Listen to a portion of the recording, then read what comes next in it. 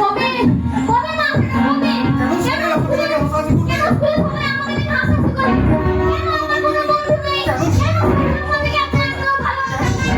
কেন স্কুলে সবাই এমনি করে তার বাবা না থাকে? কেন আমার মায়ের নাম বড় না কেন?